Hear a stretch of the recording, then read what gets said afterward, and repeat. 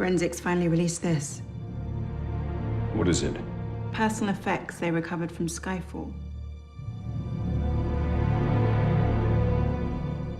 You've got a secret.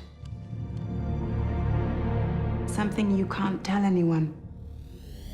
Because you don't trust anyone.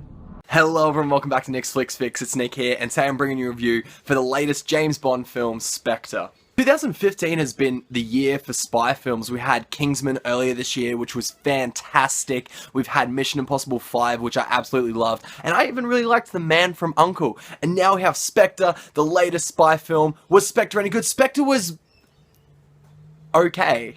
I didn't really like Spectre as much as I wanted to. I'm a fan of these latest James Bond films. I love the Daniel Craig series. I thought Casino Royale was the best one to come out. It was the most Bond-like film, showing his suaveness. It took it into a grittier universe, which I really liked. Quantum of Solace was alright. We kind of that just happened. And Skyfall is absolutely amazing. And we have the director, Sam Mendes of Skyfall, coming back for Spectre. The marketing campaign was huge for this film. Trailers and posters everywhere. There was a huge cast. Christoph Waltz playing the villain. We had the same writers coming back. Everything was going in the right direction for Spectre.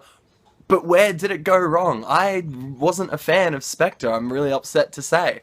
I know there's a lot of people who've come out and said they really, really like Spectre. They thought it was a good throwback to some of the older Bond films. It's a bit campy and a bit more fun, and you know, the action is a lot more stylized. But after you've set up a universe with 3 films that are set in a gritty universe, the tone of this film was kind of off-putting in that universe, and I think that's why I didn't like it, mainly because the tone was really off with this film. We'll start with some of the positives. This film was superbly shot. It's a Sam Mendes film. I don't think it was as well shot as Skyfall. There's a lot of scenes in Skyfall that are really memorable in my mind. The opening scene of Spectre is a long tracking shot following Bond walking through the Day of the Dead festival in Mexico, and I thought that was an absolutely brilliantly shot scene. I was completely immersed in it. And there's a lot of action scenes in the films that do look really nice. There's a fight scene on a train between Daniel Craig and Dave Bautista, which I thought was greatly shot and really greatly choreographed. But the problem, like I said, is the tone and the story of this film.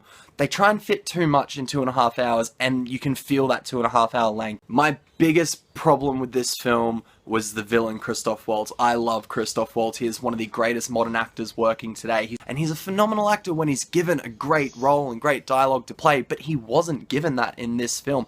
His dialogue is cringeworthy. He speaks like an extremely cliched villain, when we haven't had overly cliched villains in this Daniel Craig franchise, at least, and it just doesn't work, and I was really upset with that. I wanted more from his character, I wanted more from his backstory. Daniel Craig really phoned in his performance as well. This is the worst he's been as Bond. I didn't like Bond in this film at all. I wasn't rooting for him. I will give props to Léa Seydoux, who played the Bond girl in this film. Actually, I felt a lot towards her character. There's a lot of backstory there. Her acting was great, and you can really connect and relate with her character the most.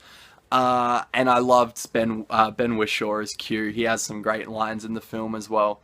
All in all, unfortunately, Spectre is a huge letdown for me. I walked out of the cinema going, it's something I would probably never watch again. I've seen it the once.